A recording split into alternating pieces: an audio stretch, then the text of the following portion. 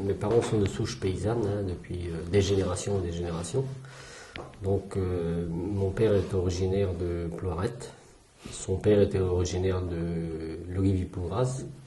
Par contre ma mère, elle a ses parents plutôt du secteur d'Anvellec. L'histoire de ma mère, c'est ma mère a perdu ses parents très très tôt. Donc ils avaient une ferme, une bonne ferme, une bonne petite ferme, où on élevait bien les enfants. Bon, il y a eu un accident, il y a eu une maladie, et puis donc ils sont disparus tous les deux. Et ma mère s'est retrouvée avec ses frères et sœurs sans rien, puisque en ce temps-là il n'y avait pas d'allocation, il n'y avait pas d'aide, on n'aidait pas les gens. Hein. Donc ils se sont retrouvés tous ouvriers. Certains d'entre eux sont partis sur Paris, une est restée. Les autres sont revenus ici tenir une ferme. Et ma mère, elle pensait aussi partir avec mon père. Mais bon, ils n'ont pas voulu. Et donc ça c'est pour l'histoire de ma mère. Du côté de mon grand-père paternel, c'était aussi une toute petite ferme. Mais beaucoup plus difficile, hein, beaucoup plus dure. Donc mon grand-père était aussi carrier, tailleur de pierre. Il taillait la pierre dans les carrières. En plus, Oui, un métier très très dur. Et donc là, il n'y avait pas de reprise possible, c'était une trop petite ferme, mais il y avait quand même une ferme. Donc mon père et ma mère se marient, ils ont pensé partir sur Paris, hein, mais mon père n'a pas trop voulu. Il n'a pas trop voulu, l'exode rural c'était pas son truc, et donc il a travaillé un petit peu à Ploirette, il a travaillé la fabrication des poteaux électriques. Et donc, c'est un travail difficile aussi, hein. Il fallait faire tout le ciment à la main, le béton à la main. Puis ensuite, après, il a fait ouvrière école. Il a fait ouvrière école de l'âge de 12 ans. Hein, de 12 ans. Donc, il a commencé à travailler dans les fermes à 12 ans. Jusqu'à 40 ans. 40 ans, il a trouvé la ferme où on est aujourd'hui. et donc vous avez été élevé dans cette ferme. On a été élevé dans une petite ferme au départ. Moi j'avais 8 ans quand j'ai quitté la première. Là où je suis né, hein, c'était à Pounillot. Donc j'ai vécu 8 ans là-bas. Ma mère tenait cette petite ferme, il y avait 3-4 vaches. Et donc elle avait un peu travaillé la ferme, et mon père partait tous les jours au salarié agricole. Donc c'était dur aussi parce que quand il arrivait dans les fermes, c'était pas pour regarder les murs, hein. On lui avait préparé les journées, préparé beaucoup de travail. Vous étiez combien de frères et sœurs? On était 3, on est toujours, hein, on est Oui. 3 frères, 3 sœurs. 3 frères, 3 sœurs. Dans une petite ferme malgré tout. C'était toute petite ferme, hein. Moi je me rappelle, on vivait, hein, en nourriture, on a toujours eu à manger. Mais question habits, question des choses qu'on avait qui auraient pu nous faire plaisir, il n'en était pas question. Il n'y avait pas d'argent, donc, et puis ma mère, l'argent qu'elle pouvait avoir, c'était toujours pour nous envoyer à l'école. Ça, c'était primordial. Quand mon frère aîné est parti en 6e, les voisins ne comprenaient pas trop. C'était pas coutume, ça. Ah bon, ouais. Donc, ma mère voulait pas que ses enfants fassent la même chose qu'elle. Bon, mon père, on a vu le premier tracteur arriver, hein, il avait pu quand même, en travaillant dur, il a pu s'acheter un tracteur. Et donc moi j'ai vu le travail des chevaux, j'ai vu le démarrage des tracteurs, j'ai vu les moissonneuses remplacer les batteuses. Et puis j'ai vu la clôture électrique. Je me rappelle voir la clôture électrique arriver chez nous. Donc quelque part, je me disais que le progrès, ça allait être formidable. Dans ma petite tête, j'avais 5-6 ans, dans ma petite tête de gosse, je dis l'humanité est sauvée, il n'y aura plus de gens malheureux sur Terre. Ça, j'étais sûr. Je dis, il y a tellement de belles choses, on fait tellement de belles choses maintenant qu'il n'y aura plus de gens malheureux. Ouais. Et puis je me suis planté complètement, hein, complètement, parce que le progrès a bénéficié seulement aux gros trusts, aux pays riches, et puis aujourd'hui il y a plein de gens qui se la touchent. Mon père et ma mère étaient aussi des gens laïcs, des gens républicains, des gens de gauche, profondément aussi, hein, parce que bon, ils voyaient bien les injustices qu'il y avait, c'est pas possible. Et donc, pour avoir une ferme, les propriétaires et les cultivateurs, c'est quand même des conservateurs. Et de droite, hein, il y en a beaucoup qui sont quand même. Donc, pour avoir une ferme, lorsqu'on savait que la personne avait des idées contraires à les leurs, c'était très très difficile. Mon père a mis des années pour avoir une ferme. Des années, hein, et c'était pas possible, c'était pas normal qu'un gars comme ça ait une ferme. Parce qu'il était Puis un connu. beau jour, il l'a trouvé ici, et donc c'était une ferme de terre légère, de terre pauvre, une petite ferme, où c'était la terre, oui, la terre pauvre. À tel point qu'il y a la voisine, quand elle a vu ma mère déménager, elle lui a dit, mais écoute, t'es venu ici crever de faim. Ah, ma mère, elle s'est dit, c'est pas possible. Et mon père lui a répondu, écoute, hein, si je travaille autant dans ma petite ferme que j'ai travaillé chez vous ou les autres, là, chez les agriculteurs, n'ayez crainte, je vais m'en sortir. Et c'est vrai, c'était les belles années, hein, c'était l'année 62, dans les années 60-70, où tous les ans, ça progressait, et puis il savait travailler. Donc il a loué quelques petites terres à côté, et puis voilà quoi, et ça a bien marché, là c'était des années fastes, hein, de 60 à 80 ça roulait. Puis bon, pour nous c'était quand même quelque chose de splendide d'avoir déménagé. On venait dans une ferme beaucoup plus grande, puis on déménageait, on changeait de lieu, on trouvait ça bien quoi. Moi j'avais trouvé ça super que mon père reste à la maison travailler, on allait voir tous les jours notre père. Parce que des fois, on était la semaine sans le voir, il partait le lundi, et on ne le voyait pas. Il rentrait tard, nous, on était au lit. Ou il rentrait pas, puisqu'il faisait des saisons aussi. Il a fait des saisons de binage, il a fait beaucoup de saisons. Donc, c'était quand même assez dur pour nous. Là. Donc, le fait d'avoir sa propre ferme, c'était. Ouais. Et puis la maison aussi, la maison où ils sont venus ici à Pleurette, était quand même il y avait plus de pièces, c'était mieux retapé, c'était et puis on a mis l'eau courante, dans la maison. Puis tous les ans on a fait des choses quoi, tous les ans il y avait le progrès était là, le progrès était là et puis ça marchait, on achetait un congélateur, on achetait une machine à laver, on achetait. L'impression de Je sais pas progresser. si vous vous rendez compte, mais oui, si. je suis arrivé en 69 en troisième et puis c'est vrai que j'étais pas trop mauvais, et puis on a eu les conseillers d'orientation, et puis j'avais 15 ans, et puis quelque part on m'a dit, de toute façon vous vous allez en seconde technique, vous débrouillez en maths un peu, comme ça. Puis voilà, je suis parti en seconde. Mais tout en aimant toujours la ferme. Bon, mais peut-être un peu moins, parce que c'était l'âge où je m'en foutais peut-être, je pensais plus à autre chose. À 16 ans, on pense qu'on est quelqu'un, mais c'est très bien ça aussi, hein, aujourd'hui on est pareil. Et puis Christian, il y avait les filles, il y avait plein de choses, il y avait la cigarette, il y avait. Hein. Donc je suis rentré en seconde, ça s'est bien passé, première s'est bien passé, terminale s'est bien passé. T'étais où, Christian? Au lycée à Lannion. Donc j'ai fait l'électrotechnique. Est-ce que tu croyais que ça allait t'éloigner définitivement de... Et ça aurait pu, parce que ça aurait pu, hein, j'aurais pu vivre une autre vie, hein, c'est sûr. C'est sûr, et puis il y a plein de gens comme moi qui sont partis. L'exode, il y a plein de gens qui auraient voulu rester. Hein. Bon, comment ça s'est passé? Il y a eu plusieurs choses, plusieurs facteurs. Bon, après le lycée, je suis parti. Je connaissais Martine. Qui était parisienne et qui voulait pas rester à Paris. Mes parents sont originaires d'ici, hein, de Vieux-Marché, des Sept-Saints même. Mon père des Sept-Saints et ma mère de Plounévé et Modec. Donc j'ai quand même des racines ici. Bon, après ils sont partis à Paris, donc j'ai vécu à Paris jusqu'à 21 ans, quoi. Tu étais à Paris même? Oui, 15e, dans le 15e. Okay. Près de la gare Montparnasse. Ah oui, le coin des Prêt Bretons. à partir. Prêt à partir, oui. Oh oui, et puis au début on était à Saint-Denis, c'était qu'il y avait le coin des Bretons aussi, là. Ouais. C'est les Bretons, hein. Et tu revenais avec tes parents en Bretagne? Oui, ou sans mes parents même. Ah d'accord, oui. Non, après, en vacances, oui, parce qu'à l'époque, il n'y avait pas tant que ça de congé. Hein, et puis, Ouais.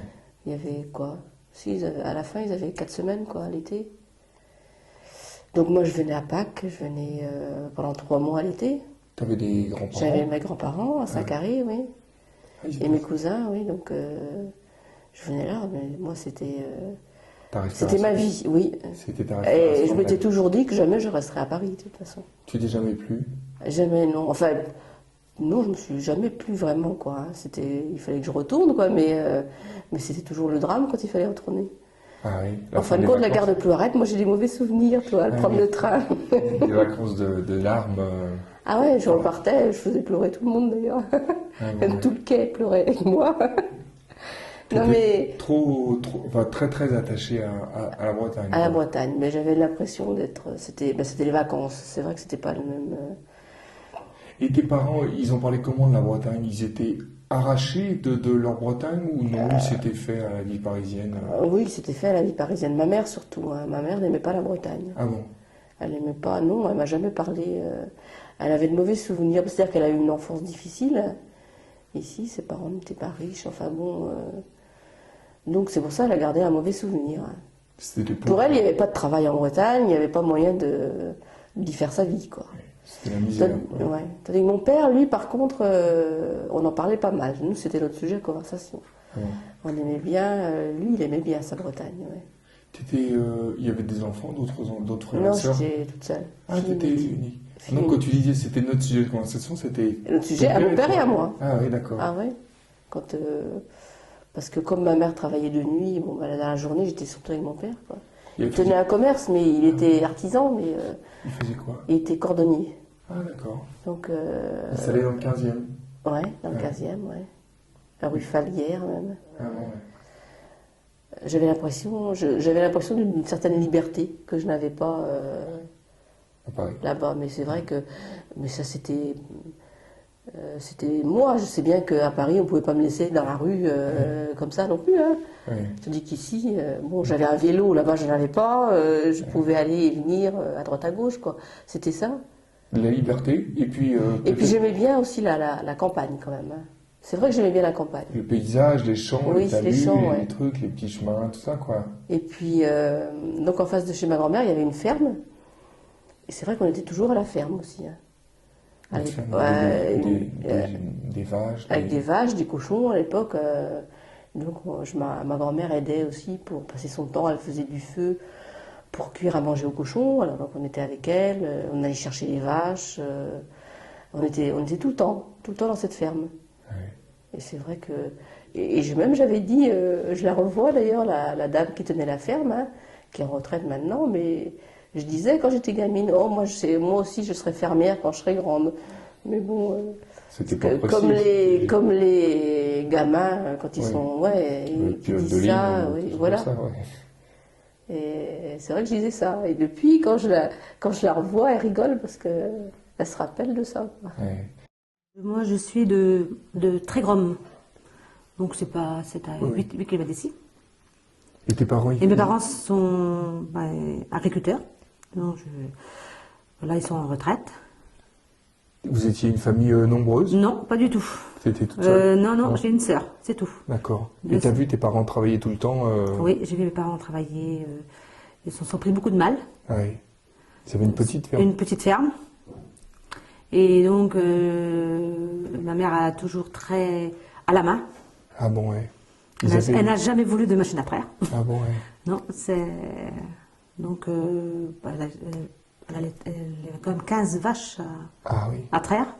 Ils étaient en activité de quelle année à quelle année à peu près? Alors, donc, se sont mariés en 56. Ouais, dans les années 60, 70, Voilà, quoi. voilà. Ouais. Hum. Ouais. Et toi, tu as vécu avec eux tout le temps? Oui, Mhm. Et donc, tu voulais dire que le progrès technique, tout ça, ils l'ont pas trop vu? non, pas du tout. Ils n'ont pas du tout. Ils ne Non. sont pas rentrés dedans du tout. Du tout, ouais. Du tout, du tout. Pourtant, c'était l'époque à laquelle Oui, ça démarrait un peu. Oui, les- oui. C'est vrai Ouais. que. Ben, je sais pas. Donc, on ne peut pas dire qu'ils ont évolué, quoi. Oui, Ils ouais. se sont pris beaucoup de mal, je trouve. Ouais. Et donc, pour eux, le métier de paysan, c'était Le dernier. le dernier des derniers. C'est vrai? Ouais. T'as été élevé dans cette ambiance-là? Oui, mais mes parents ont toujours bien vécu quand même. Hein. Oui. Mais ils se prenaient beaucoup de mal, enfin ouais, je trouvais, et donc pour eux c'était, il fallait pas rester paysan quoi. Et c'est une sœur que tu as? Oui. Une sœur. Et alors, qu'est-ce que vous disiez quand vous étiez enfant, adolescent? Vous aviez vous aviez des rêves de quitter la campagne ou Ah non? non, jamais. Non? Non. Vous n'avez jamais rêvé de voyager à travers le monde, Non, devenir, non, je je veux sais pas. pas quoi, architecte, journaliste, Non, pas du non, tout. tout ça? Non?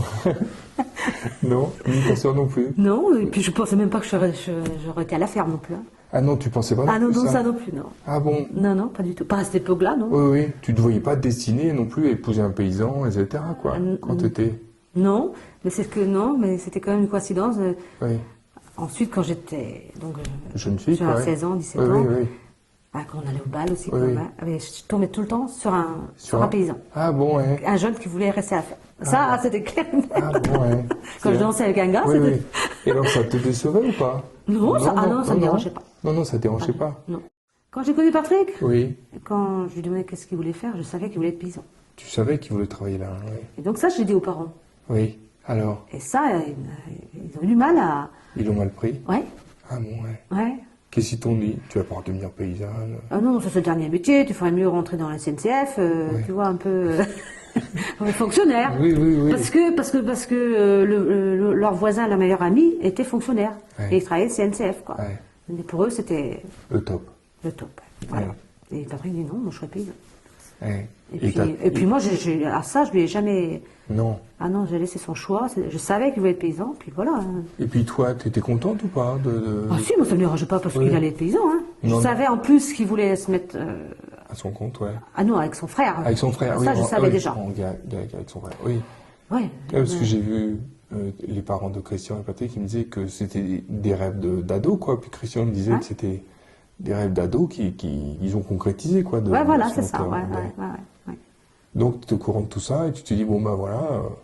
Voilà. Mais ça devait pas te déplaire de retourner à la ferme quand même, non? Parce que je veux dire, Ah non, non, non. Et ensuite, c'était pas un vrai sacrifice? Non. Non. Ah non, non. Et Parce puis... que des fois, on peut sacrifier des choses par non, non. amour, mais des fois, non, ça non, fait puisque peur. moi, je venais je venais à Landgren, quoi. Avec, Ouais. et donc, Patrick était du garde, et je faisais la garde avec lui, quoi. Ouais. On allait soigner les bêtes, je faisais la traite avec lui, je m'y mettais déjà. Hein. Ah, oui, oui. Ça me déplaisait pas, hein. Non, non, ça déplaisait pas, non. Et puis, c'était pas déjà les mêmes conditions que chez mes parents, quoi. Oui. C'était un peu plus. Ils avaient un Enfin, peu- encore, là, à cette époque-là, Ouais. c'était pas comme maintenant. Hein. Non, ouais. Non, mais enfin, c'était quand même. C'était- Fallait pas traire à la main. C'était. Oui, c'était encore un petit Ils peu ont mieux, évolué. quoi. Oui. Les parents Patrick, ils ont évolué plus que mes parents. Quoi. Oui, oui, oui. Enfin, ça, c'est leur choix de vie. Pourtant, mes parents sont jeunes. Hein. Ah bon, oui. Mais ils ont pas voulu suivre le mouvement, quoi. Non, Non. pas du tout. Mais enfin, dans les années 60, ils avaient quand même tracteur et tout ça, quoi. Ils avaient- Ah oui, ça, ils ont eu. Oui, ils avaient Ah oui, quand même oui, le oui, minimum, quoi. mais je pense qu'ils ont refusé tout ce qui était prêt. Ah oui, ils n'ont pas voulu être. Voilà, c'est ça. Ça, ils ont tout refusé. Et c'est l'erreur parce que si tu fais pas un peu. Oui. Et c'est vrai que lorsque Patrick m'a dit, lorsqu'il a voulu s'installer, combien qu'il fallait. L'argent qui. Et puis Christian qui avait fait pareil aussi. Bah non, j'ai dit comment on va rembourser tout ça quoi. Pour moi, ça me faisait un peu peur, quoi. Ah, ça fait peur, ouais. Au départ, quoi. Bah oui, oui. Mais non. C'est un système qu'on connaît pas, quoi. Ouais, et puis ça y est, après, on est... Oui, oui. Ça vous fait moins peur. Bah oui. Mais enfin, c'est quand même dangereux. Il y a des gens qui se cassent la Oui, figure, oui, quand oui, même. oui, hein. oui, oui, oui, Faut faire attention quand même, sûrement. oui, oui.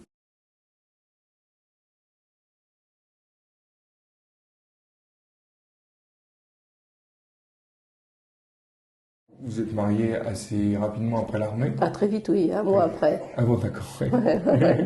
Fallait Bon. pas attendre, bah non. Alors, et ta mère, tout ça, qu'est-ce qu'elle a? Parce que non seulement tu vas travailler, mais tu te maries là-bas, tu vas fonder une famille là-bas en Bretagne. et Oui, tout. mais enfin bon, là, il y avait d'autres circonstances parce que mon père était Ah, gravement ouais. malade, donc bon, du coup, là, elle avait d'autres soucis. Hein, et oui, là, on s'est mariés, c'était prévu, hein, mais bon, on s'est mariés dans des drôles de circonstances parce Ouais. que mon père était gravement malade, il est mort un mois après d'ailleurs. Hein, donc, Et alors, vous avez cherché une ferme ici, vous avez décidé de vous installer à la campagne. au début, moi, j'habitais Lannion, hein, puisque je travaillais à Lannion. Et Christian, lui, il est resté avec ses parents. Il s'est installé, enfin, il était aide familiale, comme on appelait ça, aide familiale. Ah bon. Il aidait ses parents à la ferme. Avec son frère. Pour l'instant, non, Patrick non. était trop jeune. Hein. Ah, il était- Parce que oui. Christian, il avait 20 ans, donc Oui, Patrick oui. en avait 17. 17, Quoi. oui, ça, il y a 3 ans. Il était encore à l'école. Hein. Ouais. Quand on s'est mariés, il était encore à l'école. Hein, Oui, il a fait son service en 76, donc nous on s'est mariés en 74. Hein, donc, au départ, il n'y avait pas Patrick. Bon, c'est vrai qu'apparemment, les deux frères se sont parlé, enfin, ils avaient depuis longtemps l'intention de tenir une ferme tous les deux, quoi. Tous les deux, ce qu'ils me Ça, disaient, c'était leur rêve de gamin, de jeune garçon, quoi. Ouais. Donc, et Patrick, c'est vrai qu'il faisait des études agricoles, quoi. Mais au départ, non, Christian, il était comme aide familiale au début de notre mariage, hein, avec ses parents. Et bon, la ferme était trop petite, donc c'est vrai qu'à un moment donné, on a cherché une ferme autour, quoi. Hein, au Setsa, même, on a été en voir une. Et puis, il y avait celle-ci, donc celle où on habite maintenant, qui se libérait aussi. Hein. Donc, alors, tu t'es senti d'attaque, toi? T'as pas eu... Mais au départ, je me suis... Bon, ça m'effrayait pas, mais il n'était pas question que moi je travaille au départ, hein, sur la ferme. Ah oui, non. C'était pas... De toute façon, j'étais pas concernée au départ. Il y Mais avait enfin... Christian, il y avait ses parents étaient quand même jeunes encore. Hein. Et puis, bon, Patrick, on savait que Patrick allait venir aussi, normalement c'était le but, quoi. Hein. Mais tu t'es pas dit, ça y est, je vais devenir infirmière, je réalise mon rêve à terme, quoi, même si pour l'instant... Bah, mon rêve, c'était plus... Enfin, je disais ça quand j'étais gamine, mais après, j'y pensais pas du tout. Hein. Je pensais pas atterrir dans une ferme. Hein. Mais par contre, ce qu'on avait dit avec Christian, c'était... nous, on trouvait que comme on était mariés, c'était bien qu'on travaille ensemble aussi, quoi. C'est vrai qu'il y a des couples qui ne conçoivent pas ça comme ça, qui préfèrent avoir leur travail indépendant. Et nous, on avait pensé que se voir que le soir, c'était pas une vie de couple, quoi. C'était pas assez. Il y a des gens qui pensent au contraire, qui disent pour qu'on puisse échanger, il ne faut pas qu'on ait le même métier pour qu'on puisse après échanger. Oui, c'est ça. On a eu des conversations avec d'autres couples et c'est vrai que c'était pas du tout le même point de vue. Tandis que nous, on avait toujours pensé que travailler ensemble, c'était mieux. C'était mieux, ouais. C'était plus pouvoir s'aimer, se rencontrer. Être ensemble tout le temps, quoi. Donc, oui, non, je savais bien que dès qu'il y en aurait la possibilité, je serais bien arrivée à travailler sur la ferme, quoi. Ça m'effrayait pas, disons. Non, ça t'effrayait pas. Non. Christian, donc, il s'est marié.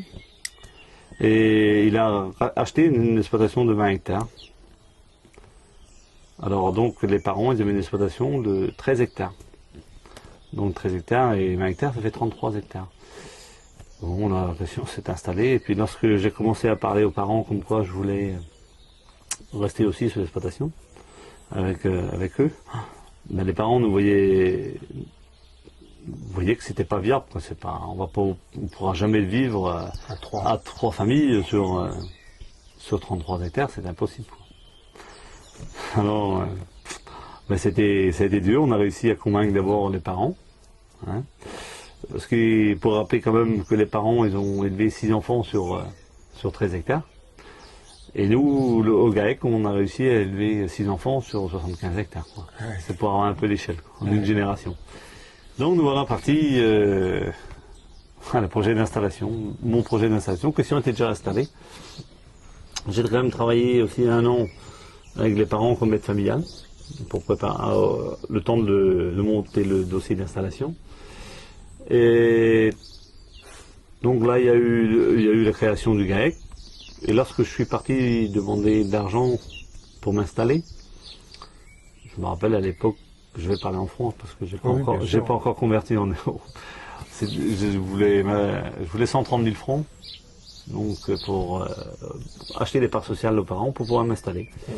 Je suis arrivé au Crédit Agricole, on m'a dit écoutez, vous n'avez pas la surface minimum d'installation, donc vous pouvez rien avoir.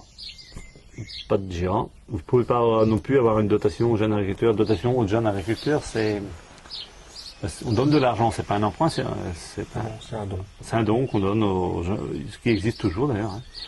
Donc pour démarrer, une aide de démarrage, que j'ai pas eu droit non plus, parce que toujours la même chose. Alors, ce que j'ai fait, j'ai réussi, j'ai changé de banque, je suis parti au Crédit Mutuel, où là ils m'ont prêté de l'argent, mais qui n'était pas donc subventionné par l'État, donc j'ai payé des intérêts plus élevés que les copains. Bon, c'est pas grave, on est démarré comme ça. J'ai racheté pour 130 000 francs de part sociale aux parents. Par contre, ce qui était important de préciser à cette époque-là, il y avait une solution. Hein. On nous avait conseillé avec la Chambre d'agriculture, avec les banques, avec tous ceux qu'on côtoyait, de faire du hors-sol. Ah, on vous a conseillé. Voilà. Alors en faisant par exemple un atelier de poulet, un atelier de cochon, j'aurais pu avoir 10, 20, 30, 50 fois plus d'argent que je voulais. Les jeunes donc qui s'installaient à cette époque-là, l'État leur proposait un plan de développement. Hein, c'est-à-dire que ils proposaient à l'agriculteur de signer un contrat de développement, c'est-à-dire telle année vous aurez 40 vaches, telle année vous en aurez 45, et puis il y avait un programme sur 5 ans. On a vu le dossier, on dit nous, les Fustec, on ne veut pas de ça, on veut s'installer, on est assez grand pour savoir qu'est-ce qu'on a à faire. Donc, parce que c'était quoi l'inconvénient? C'était l'inconvénient, c'est que je pense que dès le départ, nous on s'est installé agriculteurs pour avoir une autonomie de pensée sur notre exploitation, et que ce soit c'est nous qui décidons, mais non, c'est les technocrates d'en haut. Je dis les technocrates d'en bas non plus d'ailleurs. Vous vouliez pas, parce que tu avais l'impression que vous alliez être impliqué dans un processus. Ouais, et puis qu'on était cloisonné, qu'on n'avait plus aucune sortie de secours.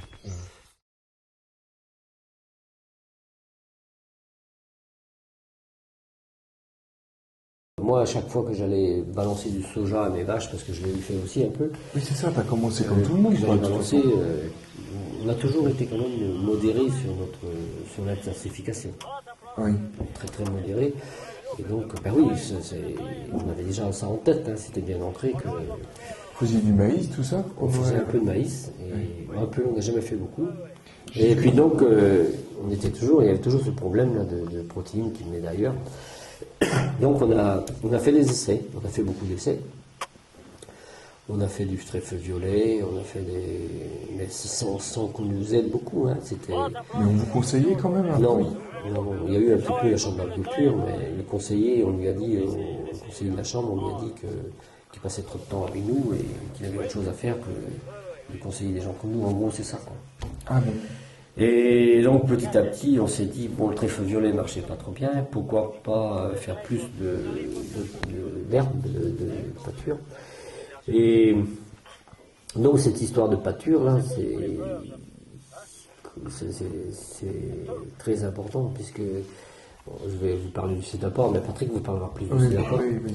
Mais quand même, un jour, on a justement, par la Chambre d'agriculture, on avait un voyage d'études. Donc nous voilà partis en car, on avait 3 fermes à faire. On avait 3 fermes, donc la première ferme qu'on allait, c'était du côté de Guingamp, quelque part. Ce monsieur-là était très très intensif. Très très intensif. L'herbe n'était pas verte, elle était noire. Noire. Et donc... mais noir de quoi? Mais beaucoup trop d'azote. Donc... il mettait 900 unités d'azote. 900 unités d'azote, il faut mettre... sur certaines parcelles, il arrivait à 900 unités d'azote. 900 unités pour arriver en ammonitrate, ça fait... En ammonitrate, je sais pas, c'est ce qui a fait sauter AZF, là. C'est multiplié par 3, ça lui fait presque 3 tonnes de... Peut-être pas, mais entre 2 tonnes 5 et 3 tonnes à l'hectare. C'est inimaginable, quoi. Je me rappelle encore avoir ces prix complètement noirs. Les vaches ne mangeaient même pas l'herbe. Et donc, voilà, on a vu ce monsieur-là. Il nous a expliqué ses revenus et tout. Et puis, en second, on a été voir un gars qui était normal. Il mettait 300. Bon, celui-ci, il ne mettait pas 900 sur toutes les parcelles non plus. Non. Bien sûr, certaines parcelles, il arrivait à mettre jusqu'à 900. On avait fait nos calculs. Après, on était chez un autre monsieur qui mettait en 300 unités. Donc 300 unités, c'est beaucoup de gens qui en mettaient. Moi, j'en mettais 200 dans ce goût-là. Mais j'avais déjà fait des essais sans en mettre. J'étais déjà en train d'essayer, mais tout seul. Je ne connaissais pas. Et tout seul, quand on n'a pas les connaissances, quand on ne discute pas entre nous, c'est difficile. Et donc après, alors c'est vrai que tout le monde était d'accord dans le cas pour dire que le premier mettait énormément et que c'était pas possible, quoi. Bon, ben, le deuxième, on trouvait tout à fait normal. Et moi, j'avais envie de voir le troisième parce que je savais qu'il travaillait bien. Je disais rien, car je disais rien. Et il y a un monsieur qui dit dans le car, un agriculteur, il dit qui dit maintenant ici on va rigoler parce qu'ici, celui-ci il va rien mettre. Celui-ci il met 0. Mais il dit les vaches qui disent vont combien de faire aussi sûrement. Et puis il se moquait quoi. Oui, oui. Il se moquait. Ils avaient a priori défavorable. Donc on descend du car. On descend du car, on reste à la porte du car, le gars, là, l'agriculteur, nous cause. Le coup de bambou, quoi. Il nous assomme, hein. Il nous assomme, hein. Il nous dit, il nous dit pas que vous êtes tous des cons, mais pratiquement, quoi. Ah bon? De produire comme on produisait, et de faire du maïs, et de... Bon, et puis... donc on y va, on va voir ses bêtes, on va voir ses parcelles. On monte derrière chez lui. Et donc on va voir ces parcelles. Quand on a vu les vaches, les vaches étaient dans de l'herbe haute comme ça, une belle herbe magnifique, haute comme ça, des vaches bien grasses, bien grasses. Bien dorées. C'était pas des vaches laitières, c'est des vaches à viande, donc c'est normal qu'elles soient bien grasses. J'ai trouvé ma vie. Ah oui, ça t'a eu révélation. J'ai trouvé ma vie. Mais je savais un petit peu, mais je ne pensais pas que ça m'aurait choqué comme ça. Donc, moi qui essayais de faire comme ça un petit peu, mais on n'avait pas, bon, c'est moi qui m'occupais peut-être plus des pâtures, j'avais pas trop l'expérience. Lui, pour arriver à ça, il a fallu qu'il ait des expériences. Alors, et ce monsieur-là, c'est monsieur Pochon, c'est le fameux Pochon, qui est aussi très dur dans ses idées. Il a toujours non plus raison, mais... Donc, on a tout de suite, on a pris relation avec lui, même je pense qu'on l'a fait le jour même. Bon, après, on se rappelle plus parce qu'on n'a pas besoin de se rappeler. Le reste, c'est que de la... Oui. Donc, on s'est dit, écoute... Explique-nous, quoi. Ouais, explique-nous, on fait des réunions, et puis c'est là qu'on a créé le CELAPA. Ah, d'accord. Le CELAPA a été créé comme ça, et donc on était combien? On n'était pas une dizaine au départ, hein. Ouais. Et bon, ici, on a eu les mêmes résultats, quoi.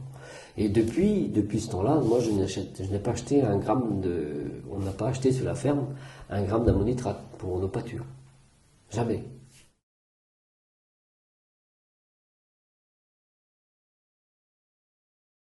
Quelque chose d'important en production laitière, c'est les quotas laitiers en 83. Nous, on s'est installé en 79, d'accord? 83, ça fait 4 ans après, et on a eu entre 79 et 83 la construction des bâtiments. Je vous disais, donc on n'était quand même pas trop autour des animaux. On a donc démarré avec un quota, on a été bloqué avec 230 litres de lait, pour 2 couples, ce qui quand même était limite, quoi. Par contre, ceux qui avaient signé un plan de développement avec l'État, ils avaient leur progression et ils ont eu le droit de continuer de progresser. Et nous, on est resté à 230 litres de lait. Vous avez été bloqué là? On a été bloqué là.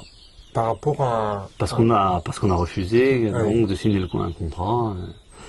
Alors, dans ces années-là, ce qui s'est passé, les parents sont partis en retraite et lorsque les femmes sont rentrées travailler, c'est un peu schématique, mais les femmes sont rentrées travailler sur l'exploitation. Donner des coups de main quand il y avait besoin, quand il y avait des gros travaux, quand il y avait des journées de triage de pommes de terre, ou quand Christian était de garde aussi, quoi. Quand il avait la traite à faire, je donnais un petit coup de main.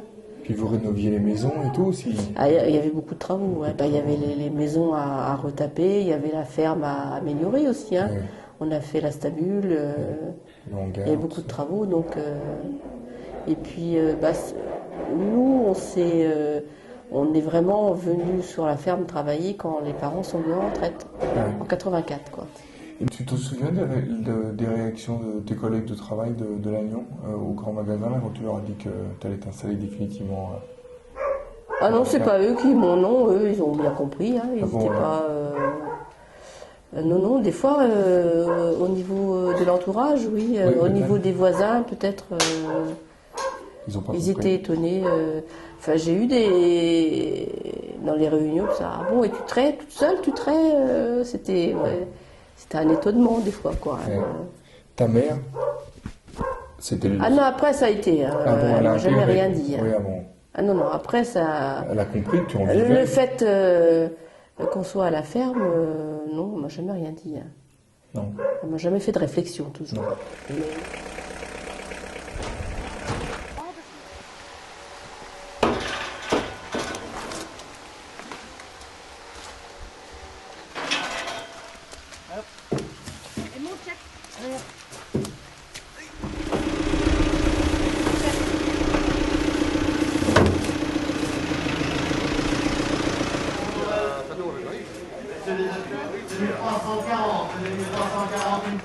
Cinquante-trois, 50, 30, 40, 50, 60, 670, 80, 690, 690 au-dessus une fois, 2 fois, 3 fois. Pour le 13, 690 francs.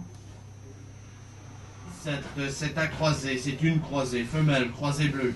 Du 14 décembre, elle est bonne, allez-y tout de suite, à 18, 17, allez 17, c'est parti au-dessus. 1750, 800, 1810, 1810 qui dit mieux, 1810, 20, 30, 40, 1840 au-dessus, 1850, 60, 70, 80, 1920. Ah, ça fait compris. T'as vendu? Ouais. T'as gagné. Ça pourrait être mieux. 2 fois, 3 fois. Allez, 400, allez, 400, 410, 410, 20, 420, 30.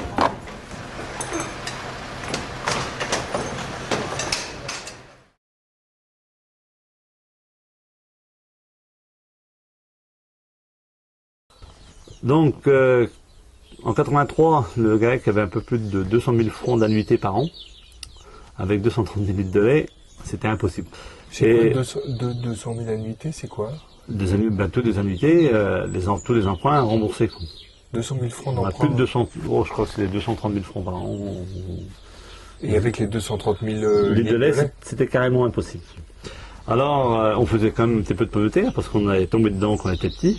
Oui. Hein, quand je disais tout à l'heure qu'on envisageait d'arrêter la pomme de terre à côté du lait, et bien lorsque le quota laitier est arrivé, Il n'a pas pu. on n'a pas pu, on a été obligé de changer d'épaule au fusil, et donc d'augmenter les surfaces en pommes de terre pour pouvoir faire face aux annuités.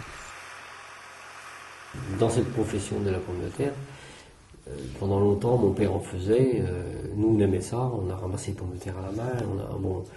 Puis on s'est agrandi aussi. On a augmenté nos surfaces. Il y avait du monde pour travailler. Et surtout, on avait des contrats.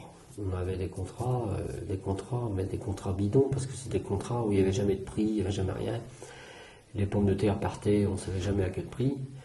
Et donc le lait, bon, on sait un peu plus combien qu'on nous paye. Donc on s'est fâché un petit peu, hein, quelques-uns, moi, puis un voisin là, et puis d'autres aussi. Hein. Donc il y a eu en Bretagne, il y a eu une mise en place un petit peu de producteurs-vendeurs, ça s'est appelé ça. Donc ces producteurs-vendeurs la produisent et revendent tout seuls. Bon, nous on a fait le pas aussi.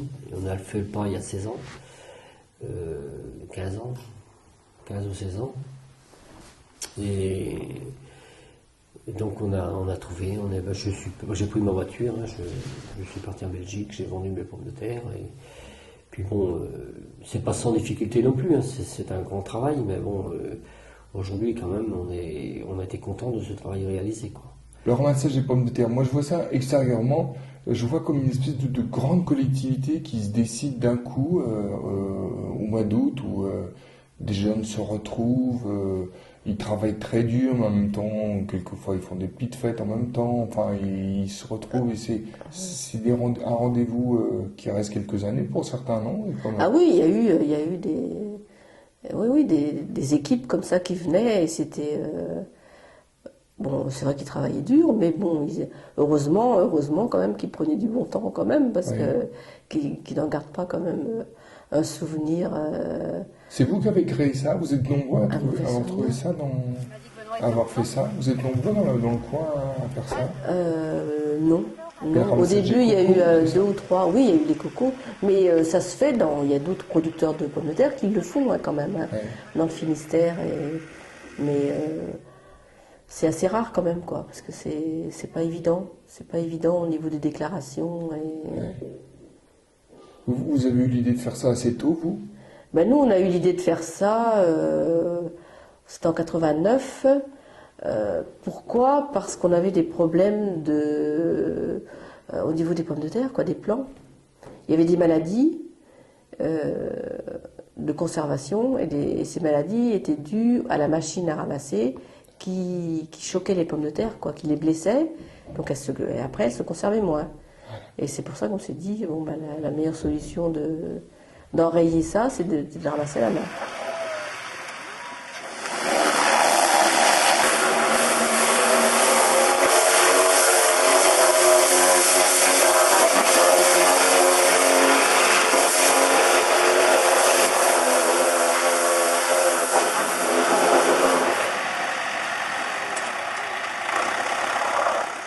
C'est-à-dire que là, on a l'impression qu'on reconstitue la campagne d'il y a 50 ans où il y avait plein de gens dans les champs qui travaillaient, etc. Non? Oui, bah c'est vrai que quand on voit ça, c'est un peu un retour en arrière, quoi. Mais bon, pour certaines choses, la machine ne convient peut-être pas. C'est vrai que depuis 89, donc ça fait 14-15 ans, quoi. Peut-être que les arracheuses ont été améliorées, quoi. Mais bon, elles coûtent tellement cher aussi que ben, l'un dans l'autre, payer les jeunes ou payer une arracheuse, il n'y aurait peut-être pas beaucoup de différence, quoi. Non, et puis peut-être vous Oui, êtes... il faudrait être à plusieurs avoir cette arracheuse, quoi. Ah oui, c'est la prêter, quoi. Mais peut-être vous êtes content aussi de créer ce collectif comme ça au mois d'août. Ça vous plaît d'avoir des jeunes autour de vous? Ah bah c'est agréable, oui.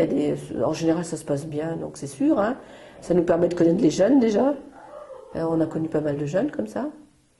Et c'est vrai. Et puis, on a eu fait hein, parce qu'avant, on ramassait pas à la main, mais on avait quand même une équipe de jeunes qui venaient nous aider pour l'arrachage, parce qu'il fallait quand même un peu de main-d'œuvre, hein.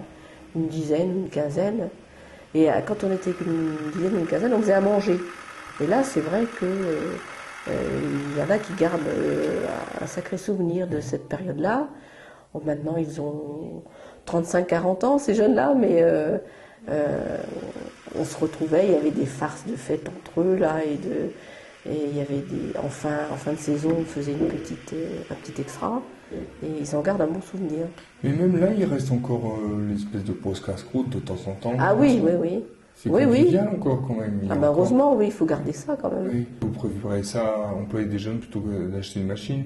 Non? Fondamentalement. Bah nous, si on peut, on continue comme ça, oui. Je pense que pour l'instant, ils ne pensent pas changer, non. Bon. Tant qu'on trouvera du monde, tant qu'il y aura...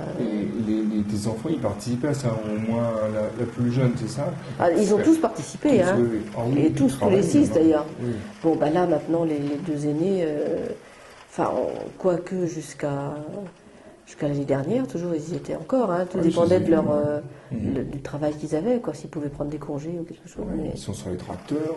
Voilà, le fils, oui. Et ma fille, bon, il y a 2 ans, elle ramassait aussi, la fille aînée, ouais. Ils aiment ça, se retrouver avec des copains. Voilà, c'est ça. C'était l'ambiance, hein. Peut-être que ramasser, c'est pas même moi, au bout d'une journée, hein, c'est pas toujours... Mais c'est l'ambiance, oui, c'est d'être avec les autres. Voilà. Parce que c'est dur quand même. Hein. Oui, quand même. Ah ouais, c'est dur. Hein.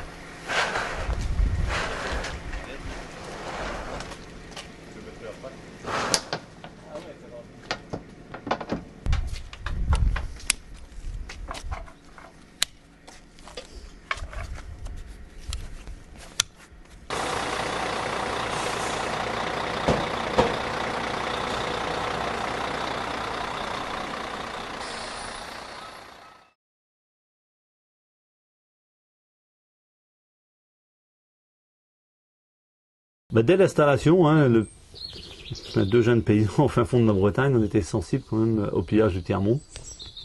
On est toujours d'ailleurs, voir des enfants, et même, voire même des paysans mourir de faim, on se pose beaucoup de questions. Et on se pose la question, qu'est-ce qu'on peut faire en jeunes installés par rapport à ça? Ce qu'on peut faire, c'est d'arrêter d'acheter du soja et du manioc. C'est de produire au maximum sur l'exploitation. Donc moi j'ai potassé un petit peu les bouquins et on a commencé à travailler avec des légumineuses. Hein, c'est donc des plantes qui sont riches en azote correspondant en remplacement du soja. Ça a très bien marché. Parce que jusqu'à présent, vous nourrissiez les vaches au maïs, jusqu'à là, les vaches étaient nourries au maïs. Hein. On a toujours eu du maïs et quand même le père faisait aussi de la betterave. Ah, oui. Ouais. Mais il faisait aussi du maïs.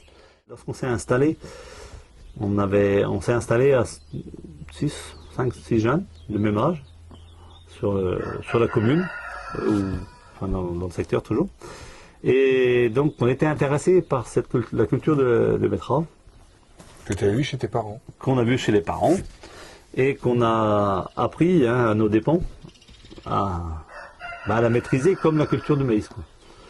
Et donc, intéressé par ça, été en stage dans les plaines sucrières, on s'est dit un jour, on va pas continuer à arracher des betteraves à la main, c'est pas possible. Parce que si on veut que la betterave se maintienne, c'est un peu comme l'entretien des haies, il faut mécaniser parce que sinon on est ridicule par rapport au maïs, quoi, si on veut comparer les deux. Ouais. Donc on a réussi, on n'a pas réussi, on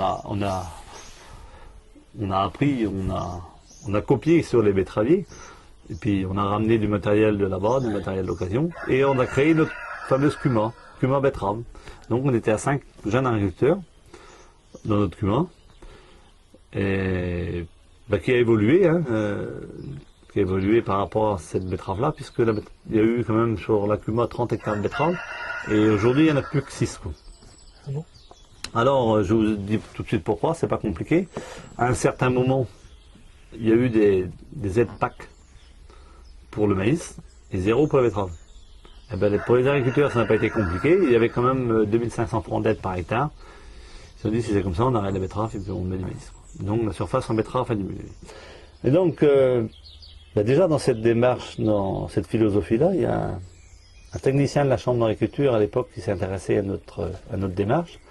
Il était complètement d'accord avec notre façon de travailler et puis notre évolution dans le temps. Mais il était tellement passionné par notre démarche qu'il était souvent pas avec nous ces exploitations. Ouais. Et à un certain moment, ses supérieurs lui ont donné le choix entre arrêter de venir nous voir ou de se faire licencier. Quoi.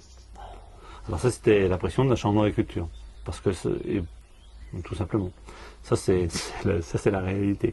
Et ce technicien-là, qui est toujours technicien à la Chambre aujourd'hui à Plérin, il a choisi son boulot, il nous a laissé tomber. Non, mais c'est pas grave. Alors du coup... Il n'y avait pas de gaieté de cœur, il devait être... Après, je pense que s'il a dû... je le vois de temps en temps, mais je sais pas... Il a dû changer, quoi. Ouais. C'est clair que peut-être qu'il allait à reculons au boulot pendant un certain nombre de temps. Alors, c'est peut-être plus facile quand même d'aller du côté des plus forts plutôt que de rester du côté des plus faibles. Quoi. Je pense qu'il y a de ça. Quoi. Alors, qu'est-ce que tu dis, je sais pas, mais bon, aux gens qui vendent des produits? Bien sûr, mais ils viennent plus me vendre des produits. Mais comment ils l'ont pris? Ils ont compris, ils n'ont pas compris Mais je t'ai dit tout à l'heure que de toute façon, quand on vient ici, on vient chez moi. Bon. Donc c'est moi qui commande. Donc c'est pas ces gens-là qui vont m'expliquer. C'est mes sous. Si je leur achète quelque chose, je suis. Mais comment ça s'est passé? Ils ont mal pris? C'est les voisins, les agriculteurs. Bon, il y a ceux qui te regardent de loin, ceux qui te regardent un peu plus près, et puis nous aussi on a fait des adeptes dans le coin. Hein. Bon, tout le monde ne le fait pas, mais aujourd'hui quand même. La méthode, du raisin anglais trèfle blanc, c'est une méthode qui est quand même pratiquée dans beaucoup de fermes. dans beaucoup de fermes, mais c'est des fermes qui restent quand même très intensifs au niveau du maïs, au niveau de la production laitière, au niveau de la production par vache. C'est des gens qui achètent quand même encore beaucoup d'aliments à l'extérieur, mais ça fait rien. Au niveau de la pâture, ils essayent, je pense qu'ils essayent aujourd'hui de faire plus d'herbe et de faire de l'herbe surtout avec de l'azote naturel, quoi. De l'azote pompé par le trèfle. Tu veux dire que vous avez un peu avancé autour Oui, de oui. Je ne sais plus combien d'adhérents qu'il y a au CEDAPA, mais Patrick va vous le dire. Oui.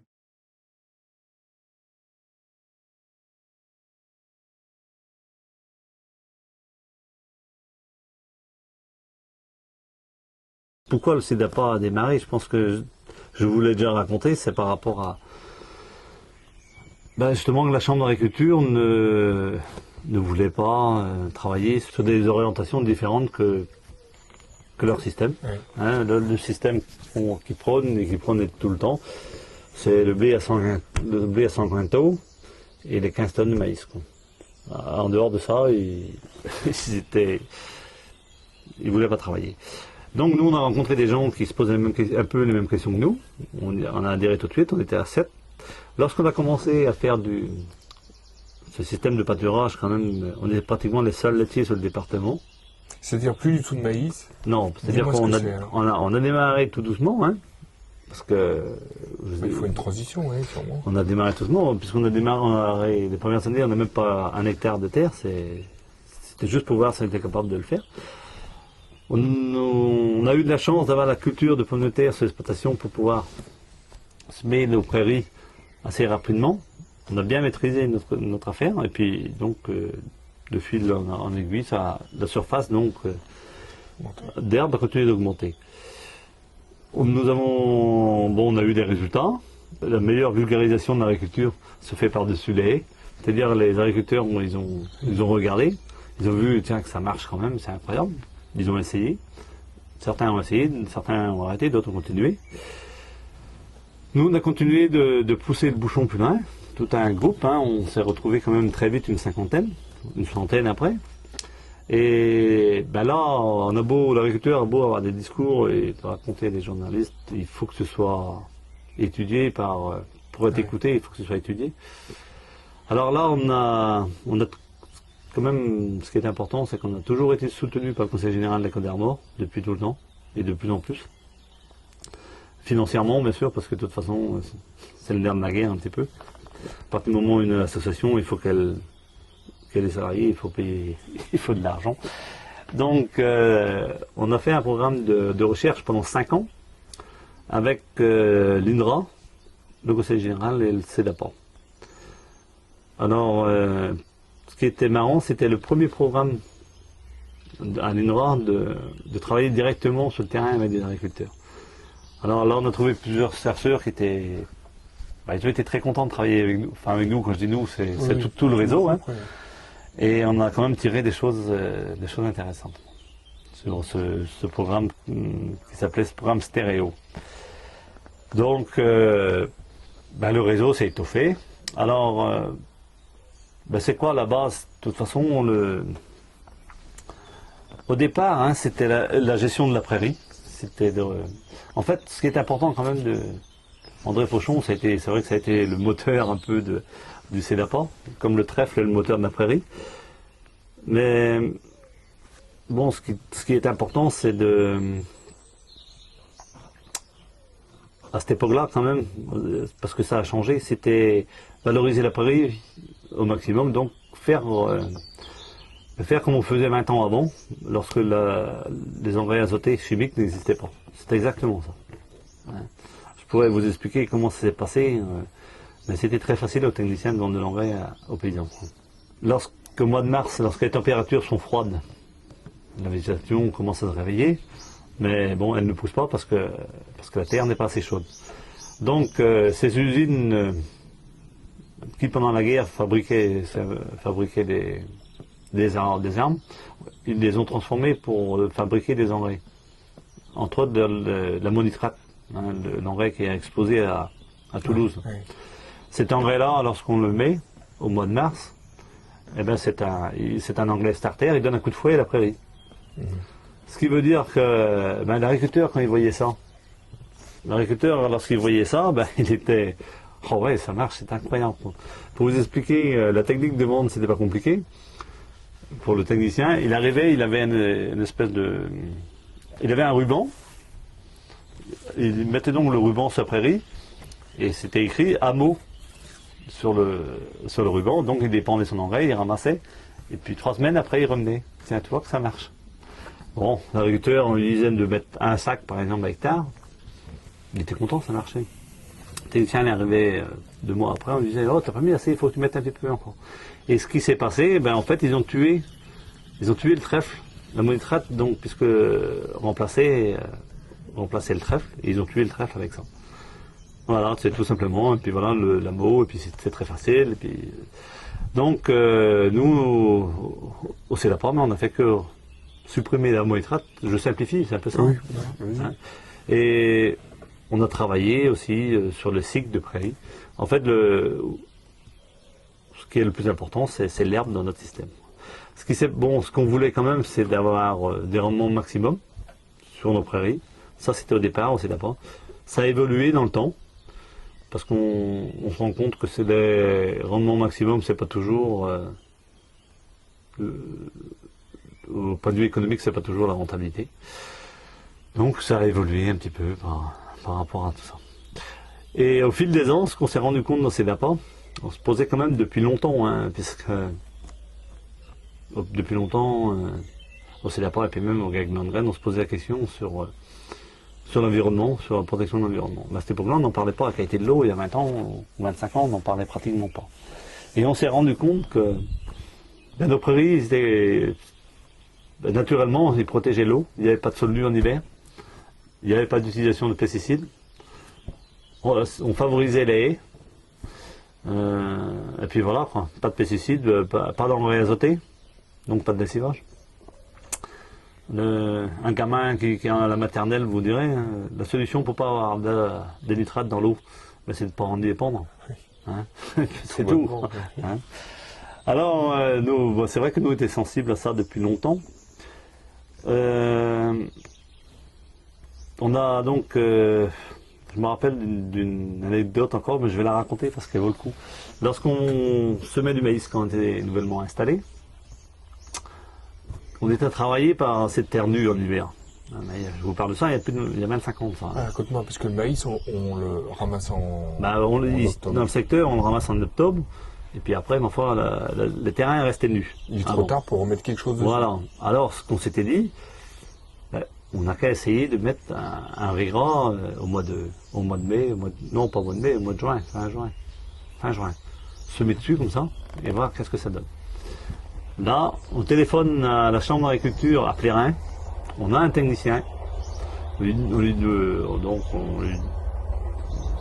dit qu'est-ce qu'on pensait faire, est-ce qu'ils avaient de la documentation là-dessus.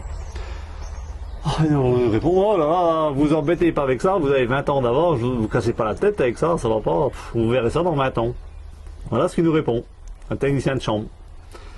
Bon, c'est pas grave, les fustecs sont têtus. Lorsque les copains nous ont vu commencer à semer du riz gras dans notre maïs, ils se sont dit, les fustecs, ça y est, ils travaillent du chapeau. Quoi. Ils pètent un plomb, quoi. C'est pas possible. Bon, on a observé, on a fait plusieurs années, ça a marché. C'était par rapport à la quantité d'eau. Bon, nous, on était en train de tester des choses. Hein. Ça a marché de certaines années. C'est-à-dire que vous aviez à la fois du riz gras et du maïs dans le C'est-à-dire que champ. quand on coupait le maïs, le riz gras donc était déjà implanté. Oui. Il était comme un cheveu. Et dès qu'il y avait un petit peu de lumière, quand le maïs était coupé, Oui. pouf, il explosait une couverture végétale un mois après. Et l'intérêt, c'était que le terrain n'était pas nu. Voilà, quoi. c'était tout. Hein. Et bon, pourquoi ça ne marchait pas? Parce que si on ensilait par temps humide, eh ben, le petit riz gras se faisait matraquer, donc c'était pas terrible. Mais bon, ça avait marché quand même. Alors, ce qui nous fait aujourd'hui rigoler depuis quelques années sur les bassins versants, les actions de bassins versants et tout ça, c'est de mettre en place justement ces techniques-là. Ah bon, ils le refont. Ils sont en train de mettre en place ces techniques-là qu'on avait proposées nous il y a 20 ans.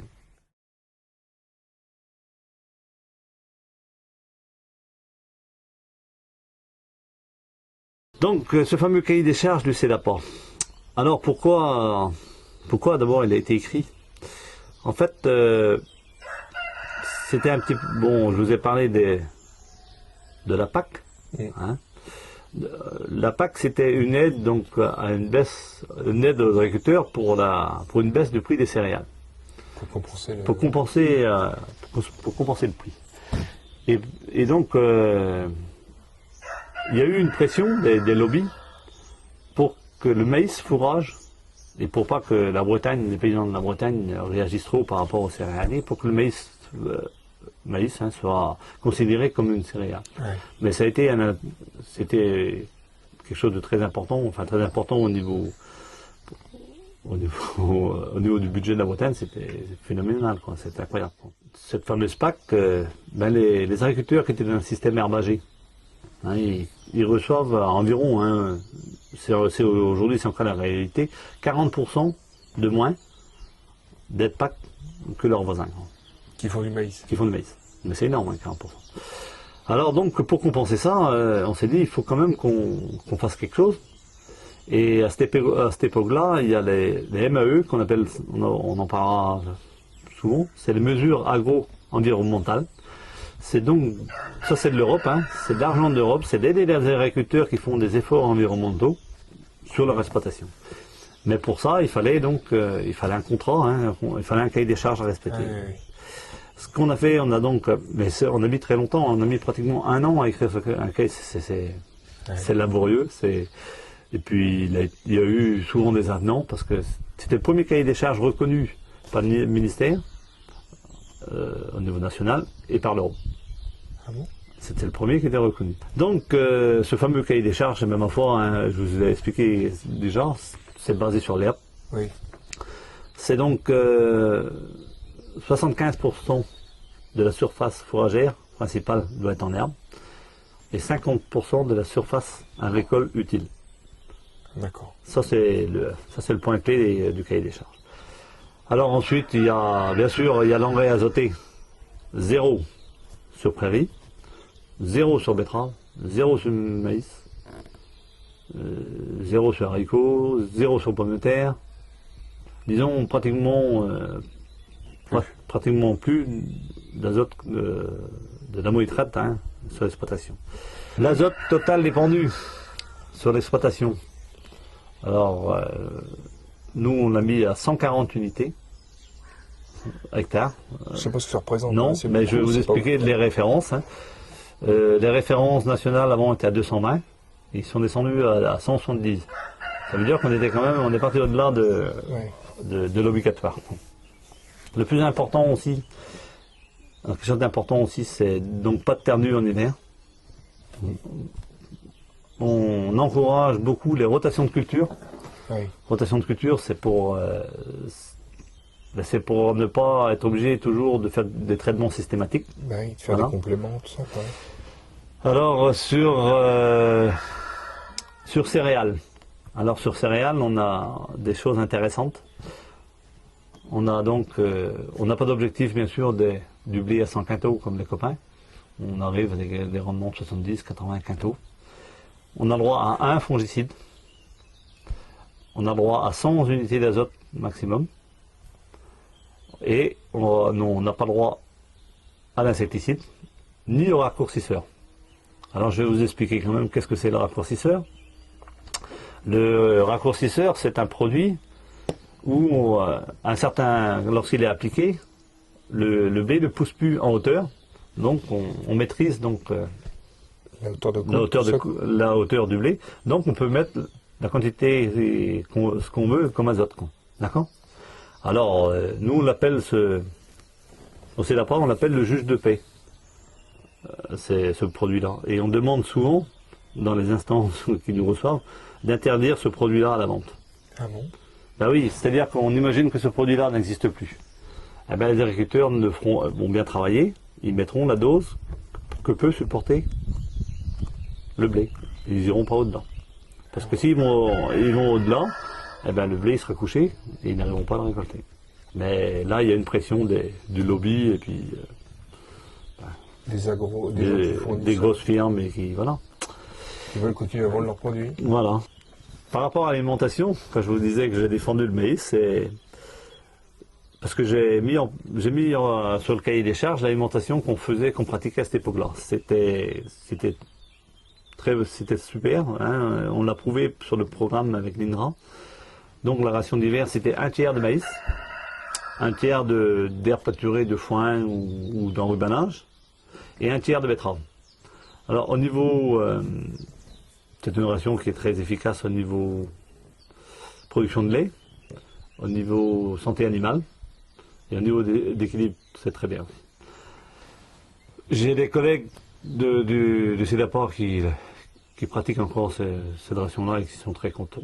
Nous, on a continué donc d'évoluer dans notre surface en herbe. Et donc, à un certain moment, pour des raisons pratiques, hein, c'était beaucoup de travail, distribuer 3 fourrages. Et à un certain moment, on s'est posé la question, ça fait donc 7 ou 8 ans maintenant, les années ça passe très très vite. On s'est posé la question, est-ce qu'on arrête de maïs ou est-ce qu'on arrête des betteraves? Alors qu'on avait, je vous ai dit, on avait 2500 francs d'aide pour faire du maïs et rien, 0 pour betterave. Et on s'est dit, qu'est-ce qu'on fait? Ben, on a réfléchi un petit peu. Bon, il y a un petit peu d'historique derrière ça. Il y a une petite bataille quand même aussi de maîtriser la betterave. Comme je dis, on a réussi à la maîtriser. On a créé la Cuba. Derrière tout ça, il y a l'historique. Et je pense ce qui nous a fait quand même changer ou d'orienter pour l'arrêt du maïs, c'est la suppression d'ensilage suppression de conserve en fait dans l'alimentation des animaux. Donc on a gardé notre betterave qui est un aliment frais. Oui. Donc on a... Parce que l'inconvénient du maïs, c'est ça, c'est que c'est un produit qui est ensilé, donc qui s'oxyde ou je sais pas, qui s'acidifie, ça fait comme de la conserve, c'est ça? Donc moi je pense que souvent on nous reproche, hein, et puis il doit y avoir du vrai, mais on nous dit qu'on est anti-maïs. Alors je pense qu'on n'est pas anti-maïs, je pense que le maïs est une plante, par la sélection, a réussi à s'adapter à la Bretagne, parce qu'ils ont fait des recherches. Le principal inconvénient du maïs, c'est l'importance de sa surface. C'est tout.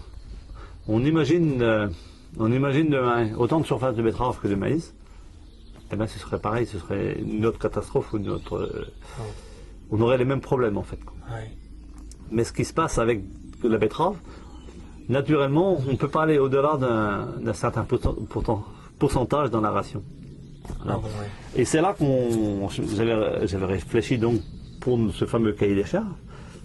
Pourquoi ne pas mettre un palier pour le maïs pour ne pas qu'il y ait trop de surface de maïs sur une exploitation du CEDAPOR. Et donc on a travaillé là-dessus et on a réussi à se mettre d'accord pour avoir uniquement 750 kg par vache et par an dans les exploitations du CEDAPOR. Alors que les exploitations, pour faire des comparaisons pour vous, les comparaisons chez les conventionnels, c'est 1,5 tonne à 2 tonnes. C'est-à-dire qu'à un certain moment, l'herbe n'existait plus. L'herbe n'existait plus que pour faire la publicité. Parce que, je ne sais pas si vous avez vu tous les produits laitiers, vous ne verrez jamais de publicité d'une vache en train de manger le maïs. Elle sera toujours dans les prés, elle sera toujours... oui, c'est sûrement. Hein, oui. Ouais, donc, alors, le consommateur aujourd'hui est étonné lorsque nous, on met en avant notre façon de travailler. Mais tout le monde nous dit, mais les vaches, elles mangent de l'herbe. Je dis non, les vaches ne mangent plus d'herbe. Les vaches ne mangent que du maïs, dans certaines cas, et du soja. Mais l'été, ils ne mangent plus d'herbe non plus. Ils ne prennent plus la peine de les mettre dans les champs. Ben, c'est-à-dire que ils sont arrivés dans un tel, comment on pourrait dire, sur un tel système qu'en fait, les 2 ou 3 hectares qui sont autour de l'exploitation servent uniquement comme cour, quoi. Hein, c'est un peu comme les taulards lorsqu'on leur fait faire une sortie dans la cour, les vaches sont pareilles, puis après elles reviennent encore en stabulation. Au bout du maïs. Et mangent que du maïs, soja. Et bon, c'est vrai que le maïs a été une plante formidable, mais elle a été surtout formidable à tous ceux qui côtoient les agriculteurs, c'est-à-dire les marchands de semences et les produits de phyto. Mais l'agriculteur, l'atout du maïs, c'est que c'est la quantité de lait par vache qui a augmenté considérablement, ça c'était important. Et donc, au CEDAPOR, il faut bien qu'on vive aussi, parce qu'on ne va pas vivre d'amour et d'eau fraîche. Alors, on a fait toujours ce programme stéréo, là. Puis, de toute façon, on a démontré, et on le savait, enfin là, on l'a démontré, ce qui coûte le moins cher, c'est l'air pâturé. L'air pâturé, ça veut dire que la vache sort, elle va pâturer, c'est-à-dire qu'elle a une barre de coupe à l'avant et un épandeur à l'arrière. Ça veut dire que ça ne coûte rien, en fait. Enfin, ça ne coûte rien, il y a un coût, mais par rapport à faire une récolte, c'est... Oui, Alors donc, au Greg Langan, pourquoi on a supprimé le maïs? Je pense que là, c'est de notre tempérament. C'est toujours pour faire l'inverse des autres. Et pour prouver aussi que je pense que c'est par rapport à... Ça, c'est notre autonomie, notre caractère. C'est-à-dire que, je prends l'exemple du contrôle laitier. Ouais, ils ont tous... maintenant, vous savez très bien que l'informatique fait tout. Lorsque le contrôle laitier, parce qu'on veut continuer quand même à avoir un œil extérieur aussi, qu'on paye, hein, pour analyser les critères du troupeau. Et lorsqu'il arrive, par exemple, la ration, moi je lui dis, ma ration d'hiver, c'est betterave et foin. Ben, il tape sur son ordinateur. Oh mince, il dit, je peux pas, il faut que je le fasse à la main, quoi. Son logiciel ne fait que du maïs et puis on les embête, quoi, on les embête. Et puis moi, nous, c'est pas pour ça, on a arrêté. Mais voilà, c'est pour dire que quand même, c'est pour garder l'autonomie, quoi.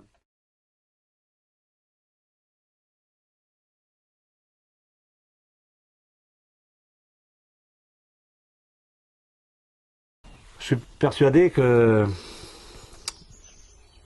la majorité des agriculteurs, parce que je ne sais pas pourquoi, j'arrive pas à comprendre ça, des gens qui sont aussi cultivés ou plus cultivés que nous, c'est les techniciens qui choisissent quelle quantité de produits mettre sur la parcelle, quand et comment. Et ça, je trouve dommage, quoi. Parce que quelque part, on a un métier qui est formidable, alors on n'a qu'à garder notre indépendance. Et maintenant, et en plus, vous vivez bien. Alors, ce qu'il faut, je vous ai dit au départ qu'on avait 230 ml de lait. Bon, ces fameux litres de lait, quand même, ça a évolué dans le temps.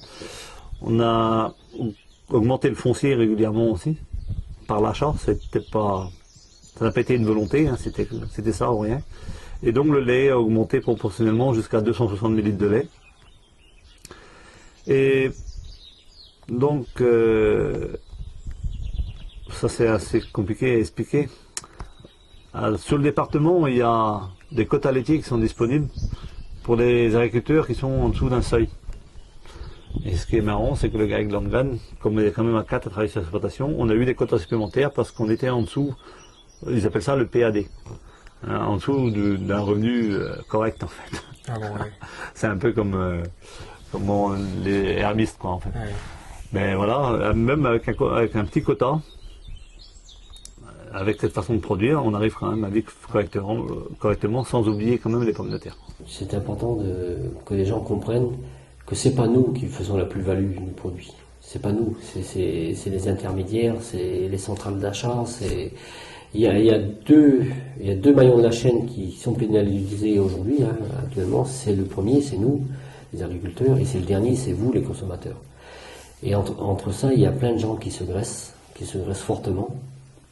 Et c'est ça qu'il faut essayer de dénoncer. Et tant que le travailleur n'aura pas une plus-value pour ce qu'il fait, il sera obligé, pour payer ses annuités, pour payer ses prêts, pour vivre, il sera obligé de faire plus.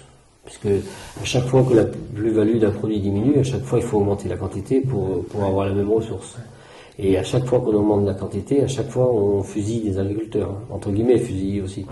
Mais les agriculteurs disparaissent comme ça.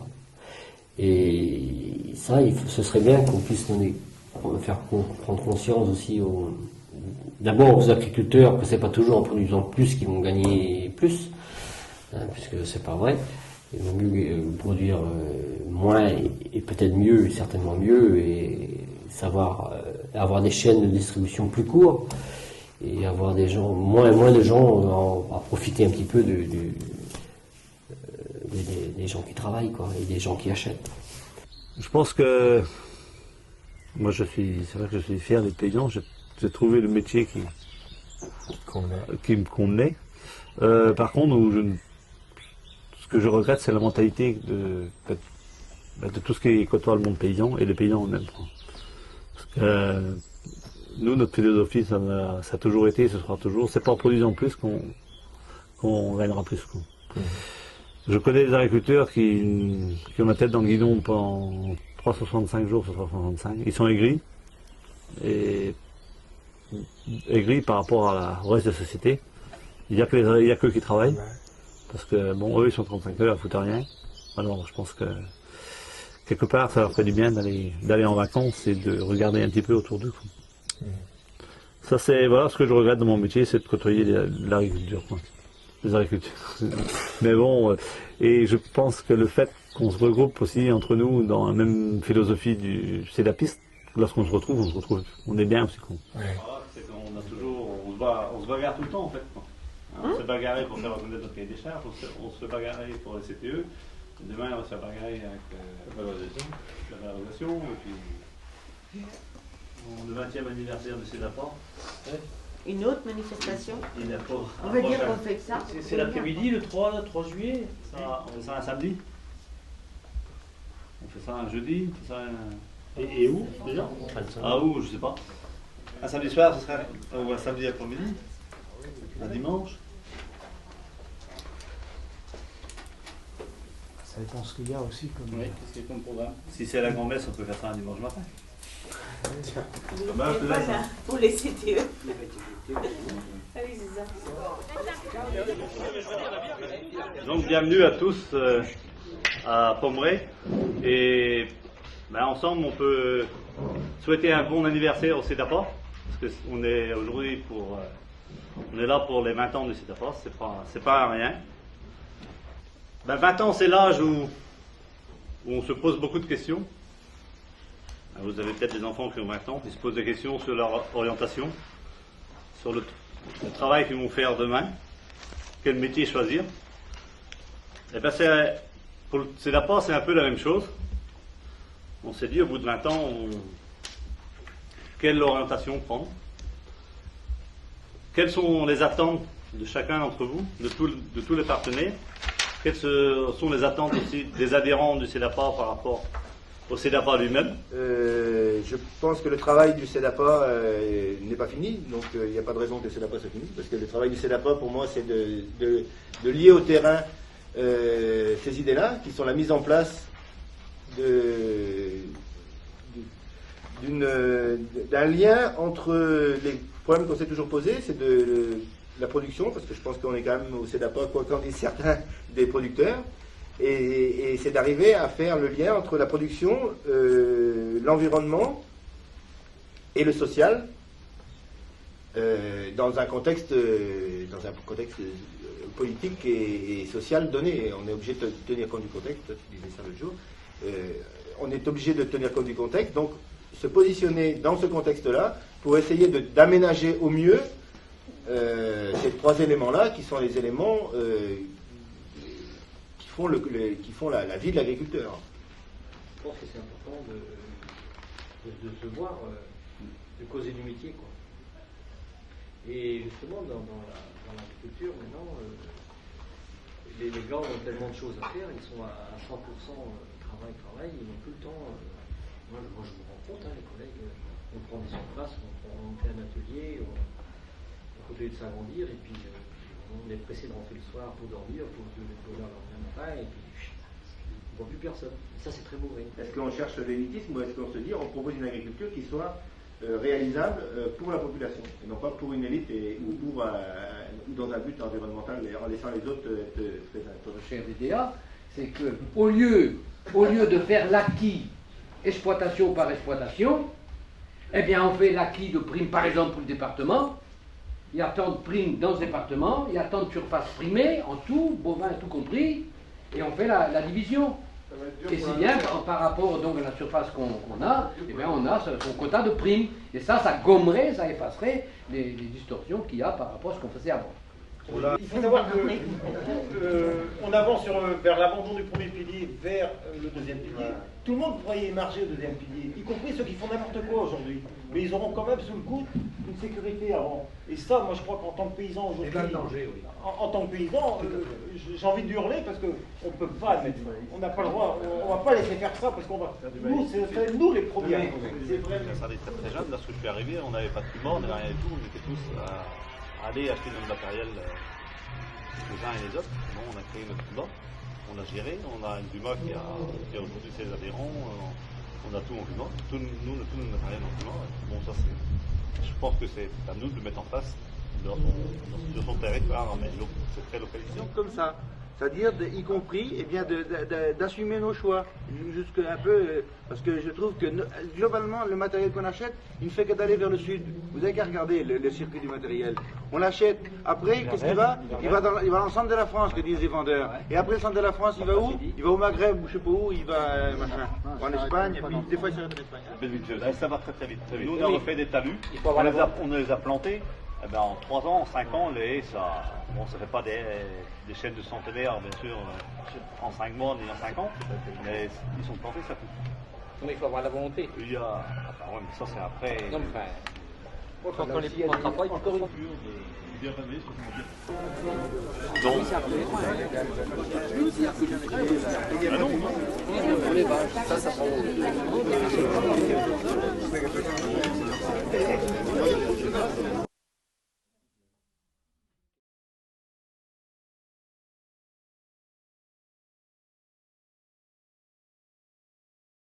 La PAC, c'est 2500 francs d'aide par hectare.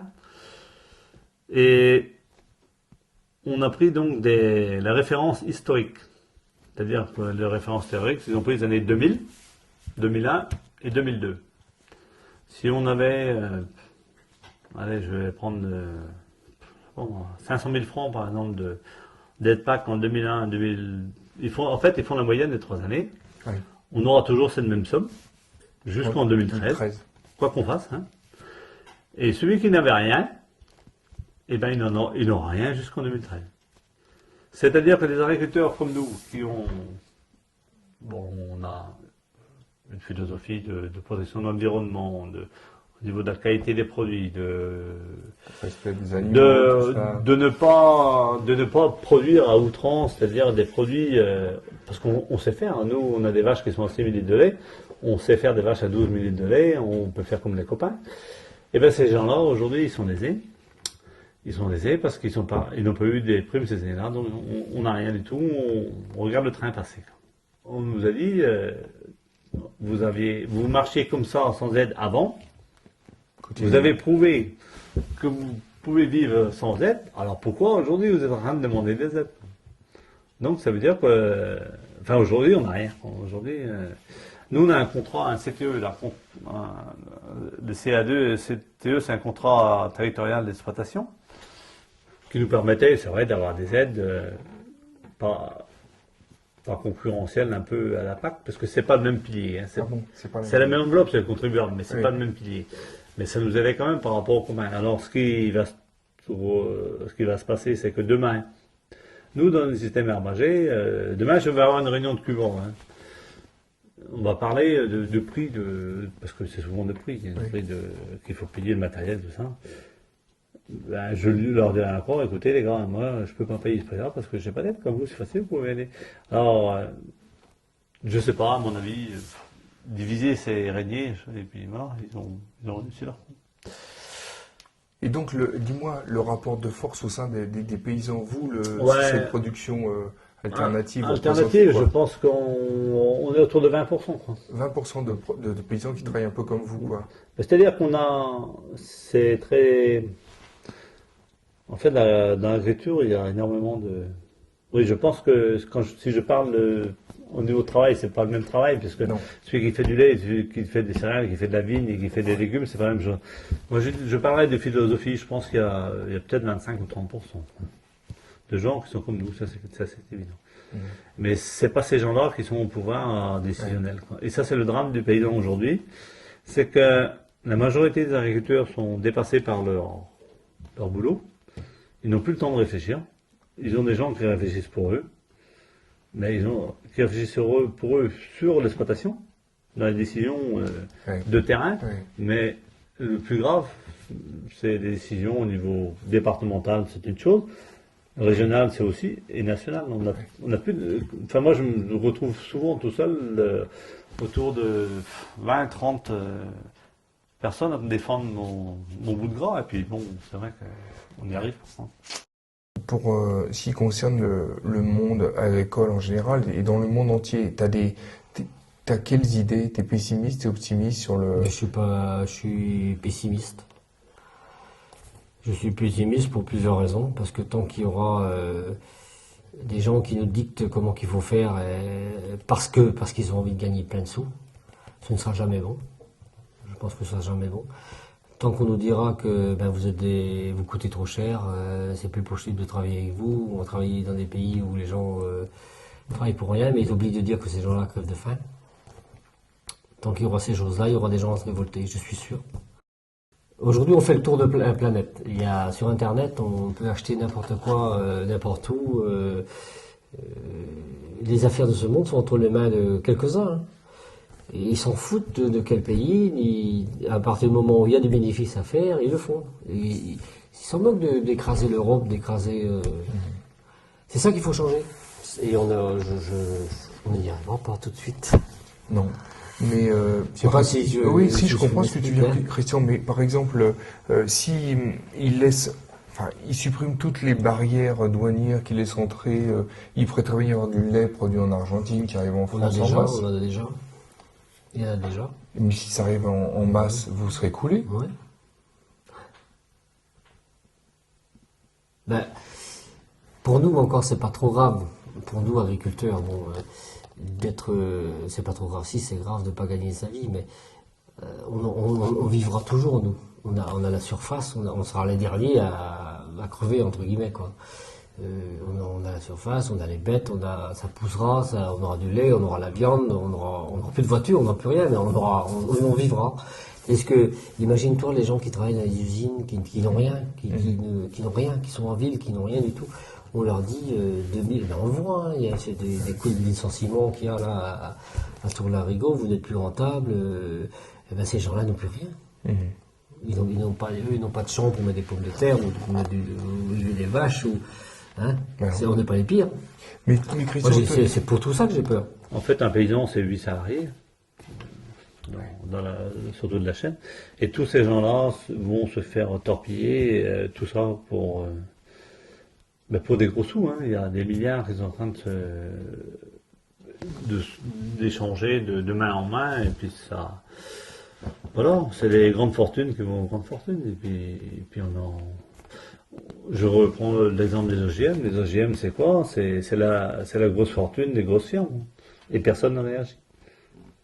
Et c'est une perte d'autonomie. Ça, là, c'est vachement grave, parce que c'est une perte d'autonomie des paysans qui sont... qui aujourd'hui meurent de faim. Et demain, on va leur demander des taxes pour acheter des semences pour se mettre dans leur terre.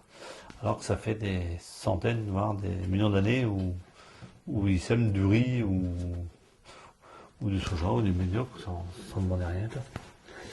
Et ça, c'est le capitalisme, c'est l'argent. C'est la loi de l'argent. Et puis, voilà. Après, on serait étonné qu'il y a des attentats, mais bon, voilà.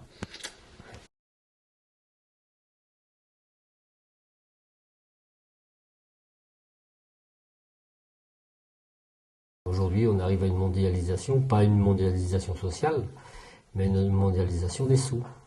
Donc je suis plus que jamais communiste. Oui.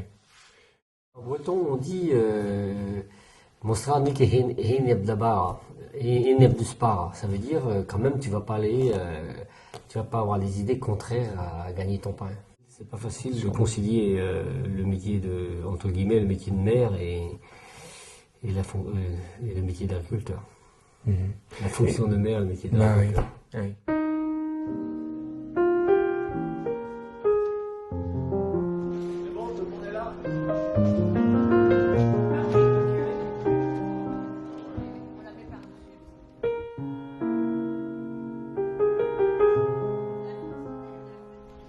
Et votants, on a eu 1254.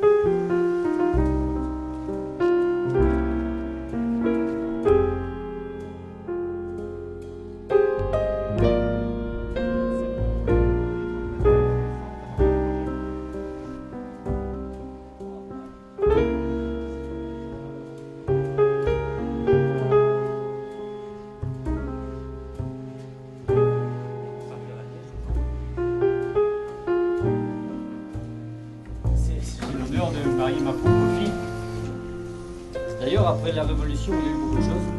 Au nom de la loi, je vous déclare l'état de mariage.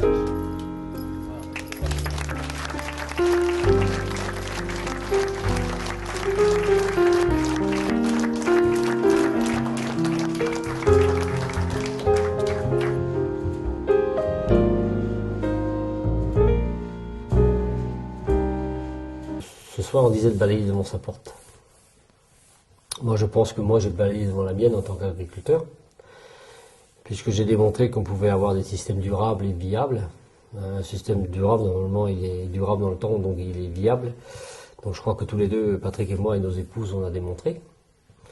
À partir de ce moment-là, les autres font autrement, ils ont le droit de le faire, c'est leur problème. Mais au moins, on a prouvé que c'était pas aberrant ce qu'on faisait. Voilà. Mais c'est vrai qu'on n'a pas à dicter à telle ou telle personne dans une commune de travailler de telle ou telle façon si elle est en droit de travailler comme si elle n'est pas en faute. Mais toi, en tant que maire, tu peux rien faire avancer de ce point de vue-là. Mais je peux en parler. Oui. Je peux en parler, je peux... Bon, ils savent qui je suis, tout le monde sait qui je suis, comment je suis, et puis à partir du moment où tu as démontré que ton truc, que ton système marche, que tu tiens la route, ben, les gens te regardent, et puis ils font pas copie conforme, mais ils savent, tiens, il n'est quand même pas si con qu'il en a l'air, quoi. Et tu me disais, le milieu paysan, c'est pas forcément toujours un milieu progressiste, tu me dis ça en aparté. Conservateur. Comment ouais, ils sont plutôt conservateurs. Et réactionnaires aussi, quand même. Ouais. Donc, je n'ai pas dit tous, hein, mais non. Bon. Et comment ils te considèrent, toi? C'est une difficulté pour toi d'être... Moi, je suis peut-être un communiste de droite. Ah bon? Non. Mais si, un peu, parce que j'ai quand même des biens. J'ai une exploitation, c'est pas facile. Je suis propriétaire. Oui. Hein, par la force des choses, puisqu'il n'y avait pas de location de mon frère pareil. Oui. Je suis propriétaire de ma maison. Donc, quelque part, c'est à l'encontre un petit peu de... Bah oui, si. Enfin, quand tu sais qu'il y a plein de gens qui n'ont rien. Ah oui, hein, oui. Bon, on dit, en breton, on dit... et ce communiste, dire, mais mal de bâtard, j'ai travaillé. Oui, ça, c'est un communiste, mais un communiste qui ne veut que partager les choses des autres. Ah bon, hein, c'est pas un vrai. Ouais, mais non, mais bon. Non, mais bon, je sais que ça se dit, mais ça me dérange pas. Quelle idée tu as de la transmission de ton activité agricole ici, à tes enfants ou pas? Je ne sais pas. Je ne sais pas, il faudra... Pourquoi tu n'y as pas réfléchi? Pourquoi tu ne sais pas? Parce que tu n'y as pas réfléchi? Non, j'ai pas envie.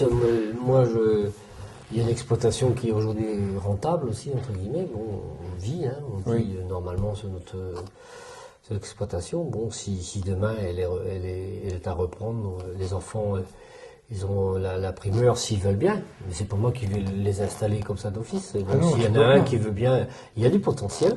Mais tu aimerais? Il y a du potentiel, ben évidemment. Oui, évidemment, c'est le plus beau métier du monde. Oui. Donc, évidemment que j'aimerais bien qu'il y ait quelqu'un qui reprenne. De toute façon, en tant que maire, je n'agis pas sur les reprises. Non, sur les reprises des autres exploitations, mais sur la mienne, je ferai. Et Patrick et moi, on a dit que si ce n'est pas nos enfants qui reprennent pour pratiquer une agriculture respectueuse de l'environnement, notre exploitation deviendra une forêt. Ah bon? Ah non, ils n'iront pas. Pour agrandir les surfaces des autres. Non. Ah non, ça c'est. Là, je suis maître. Ah oui. Là, tu ne verras pas. Bah non. On a eu trop de mal ici. Parce que c'est vrai aussi, ça, il ne faut pas l'oublier. Quand nous, on s'est installés, la droite réac, hein, parce qu'on peut l'appeler comme ça, hein, je peux citer des noms ici à Plorette, hein, eh ben, ils ont tout fait pour m'empêcher de m'installer. Hein. Tout. Et à chaque fois qu'il y avait un bout de terre à avoir, ils ont barré à chaque fois la route. Hein. Pour des raisons politiques. Pour des raisons politiques. J'étais déjà candidat aux élections quand j'étais candidat pour acheter cette ferme. Ça n'a pas été de la tarte. Oui. Pas les mêmes idées politiques, pas les mêmes façons de travailler. Moi, je pensais mondial déjà. Je n'accepte pas qu'on était en train de piquer les protéines et tout ça au pays. Mais ça, je vous l'ai déjà dit. Oui. Je tiens un monde, donc... Donc, tu as eu des ennemis? Ouais, j'ai eu des gens me barrer la route. Ces ennemis-là sont venus me serrer la main les premiers quand j'étais élu. Ah bon? Pourquoi? Parce que c'est des lèche-bottes. Parce qu'il était temps qu'il tourne leur veste, il dit si on n'est pas bien vu avec celui-là, il va pas signer notre machin, il va pas... Ben, c'est comme ça. C'est des gens qui sont hypocrites. Mais c'est vraiment des gens qui vous ont, parce que tu étais communiste, oui, ou de gauche toujours. Oui, c'est ça, oui. Qui t'ont empêché. Et que mon père est ouvrier agricole et ceci, cela, et que nous, on n'a pas le droit de vivre. Mais c'est vrai encore, ça. En Corse, mais encore aussi. Oui, je sais pas. Encore ça, mais c'est encore vrai. Il y a encore ces animosités. Elles sont vivantes encore. Oui. Ouais, et on se fait pas de cadeaux dans le milieu. Au pire, si on n'a aucune reconnaissance de notre travail depuis durant une carrière, parce qu'on a quand même un gars qui a bientôt 30 ans, il y a encore 10 ans à faire, si au bout de 40 ans, on n'a plus aucune reconnaissance de notre boulot, parce qu'on a fait du boulot, on a travaillé, on a fait des recherches, on a fait des suivis, on a fait plein de choses. Ouais, si c'est payé, ouais, pourquoi pas le laisser en forêt, et puis ça rendra service un jour, peut-être à quelqu'un. Au lieu de l'avoir allé en agriculture intensive, oui, pourquoi pas. Non, mais bon. Bon, enfin, t'as espoir que non, quand même. Moi j'espère que non, parce que lorsqu'on est en train de tirer des remèdes à la fourche dans nos champs, on pense qu'il y aura de la relève pour travailler un sol qui est encore vivant, et puis, c'est comme la fille de paysan dans le ventre. Merci, Patrick.